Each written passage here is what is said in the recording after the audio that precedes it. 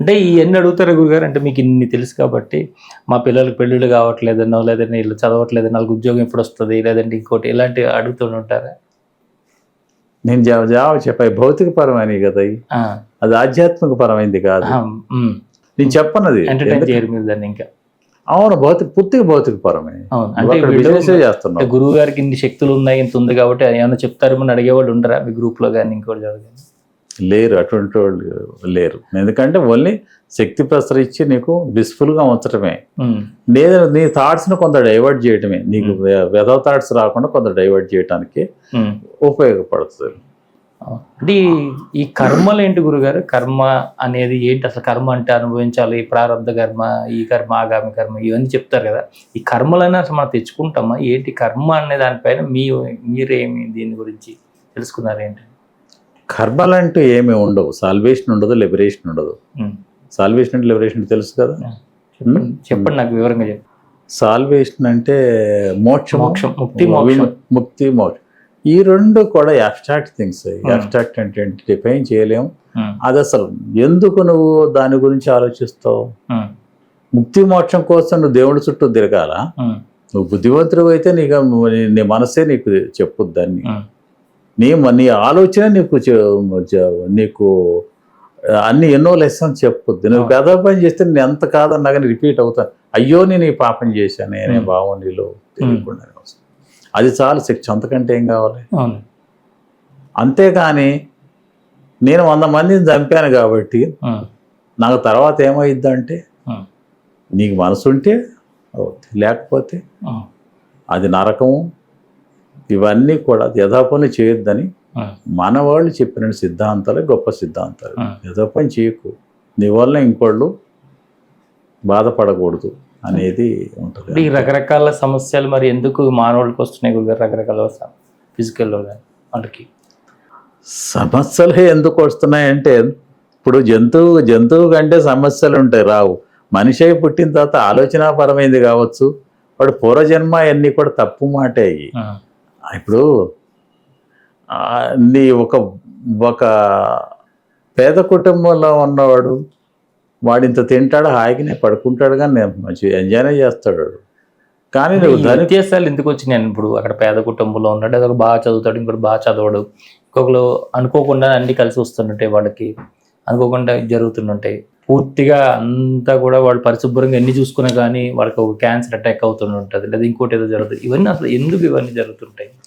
భౌతిక శరీరం వేరు, ఆధ్యాత్మిక శరీరం. భౌతిక శరీరానికి అటాక్ చేయకుండా ఉండవు. అది యాన్సిస్టర్గా కావచ్చు, వంశపారంపర్యంగా జరగవచ్చు. దాన్ని ఎంతో కొంత అధిగమించడానికి కొంచెం మెడిటేషన్ అనేది అవసరం అవుతుంది, కొంత అధిగమించడానికి. కానీ జరుగుతాయి.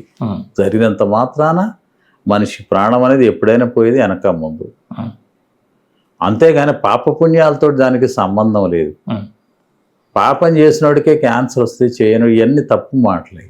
కాకపోతే నీ శరీరాన్ని జాగ్రత్తగా చూసుకోవాల్సిన బాధ్యత నీదే. నీ ఆలోచన విధానం నీకు పెద్ద మెడిసిన్. నువ్వు సెల్ఫ్ మెడికేషన్ అది నీ ఆలోచనలో ఉంటుంది.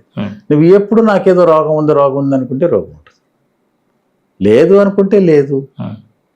అంటే ఏంటి, నీ ఆలోచన అది అంతగా నీ శరీరం మీద ప్రభావం చూపిస్తుంది. ఎప్పుడు నెగిటివ్ థాట్స్ని అనుకో, ఆ నెగిటివ్ థాట్స్ నిన్ను కుంగదీస్తుంది, తెలియకుండానే కుంగదీస్తుంది. ఒక్కోసారి టినిటస్ కూడా వస్తుంది. టినిటస్ అంటే ఓ రింగింగ్ సౌండ్, ఓవర్కి చెవిలో రింగింగ్ సౌండ్ లాగా. ఏంటి, ఎనర్జీ అనేది ఒక నెగటివ్ ఎనర్జీస్ అన్ని మొత్తం ఈ నరాల వ్యవస్థలోకి మరీ నిండిపోయిన తర్వాత దాన్ని బహిర్గతం చేసుకునే విధానమే టెనిటస్. ఆ టెనిటస్ అనేది అది జబ్బు కాదు. అది నువ్వు బాగా పోగు చేసుకున్నటువంటి నెగటివ్ ఎనర్జీ బాబు, అంతేగాని జబ్బేం కాదని చెప్పండి. ఒక రీసౌండ్ లాగా, రింగింగ్ సౌండ్లో వస్తుంది. మనం ఎప్పుడు కూడా ఒక ధ్యాన పద్ధతిలోకి వెళ్ళినప్పుడు ముందే ఒక ఆలోచన, నాకు సాల్వేషన్ వస్తుందా, తర్వాత లిబరేషనా, ముక్తి మోక్షాలు, ఈ గురించి ఆలోచించవద్దు. జరిగేది జరుగుద్ది. నేను అనుకుని నాకు ఏవైనా జరగలేదే అనుకుంటే జరుగుద్దా? కాదు. అంటే ఈ శక్తి వచ్చిన తర్వాత మనిషి చేయవలసిన పని ఏంటి గురుగారు?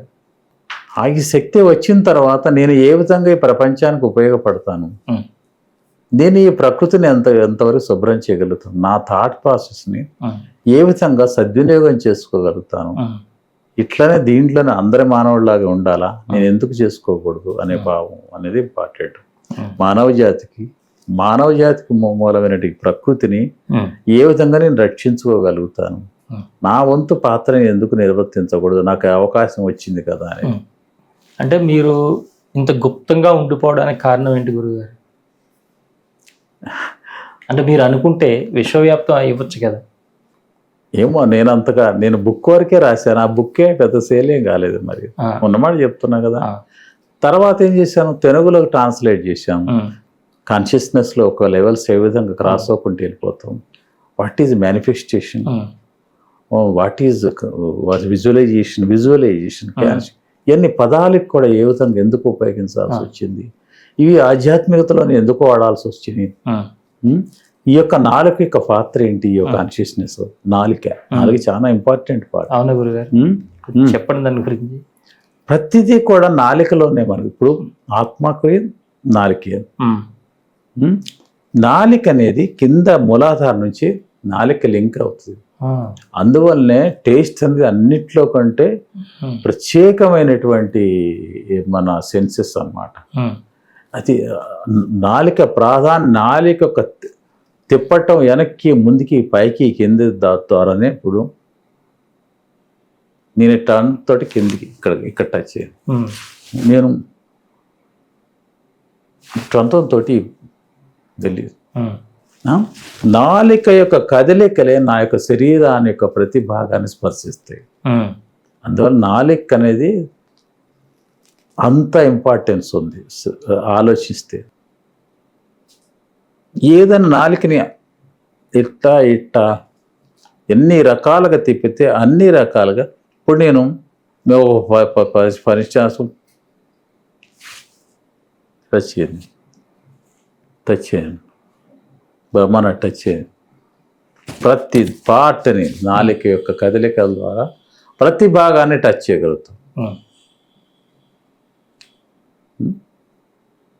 నాలిక అనేది అంత ఇంపార్టెంట్. నాలిక చాలా ఇంపార్టెంట్ పార్ట్. శరీరం యొక్క ఆర్గన్స్లో అట్టొక్కటే కాదు, నాలిక పాత్ర చాలా ఉంది. నాలిక అనేది మీకు డైజెస్టివ్ సిస్టంలో ఉన్నటువంటి జీర్ణకోశం నుంచి లింక్ అయి పైదాకు ఉన్నట్టువే కాకుండా అన్ని భాగాలు సృజించే పార్ట్. ఇప్పుడు ఈ బ్రెయిన్ టచ్, ఈ brain left right and central 3 brains నేను నాలుగుతో టచ్ చేశాను. ఇదే నవ్వుతాం, ఇది టచ్ చేశాను, నాలుగు తిప్పడంతో చేశాను, దీని ఇక్కడ టచ్ చేశాను, ఈ రీజన్ టచ్ చేశాను, ఈ రీజన్ టచ్ చేశాను. నాలుగు తిప్పడంతో మొత్తం బాడీలు ప్రతి పార్ట్ నాలుగుతో లింక్ టచ్ చేసి స్పిరిచువాలిటీ హైయెస్ట్ లెవెల్కి వెళ్ళిపోతే నాలిక యొక్క పాత్ర అంతదిగా ఉంటుంది. అందువలన మనిషి మామూలుగా చేసే ఎక్సర్సైజ్లో ఖచ్చితంగా నాలిక మీద కూడా ఎక్సర్సైజ్ చేయమంటాను నేను. ఏంటి భౌతికపరమైన ఎక్సర్సైజ్ అయినా సరే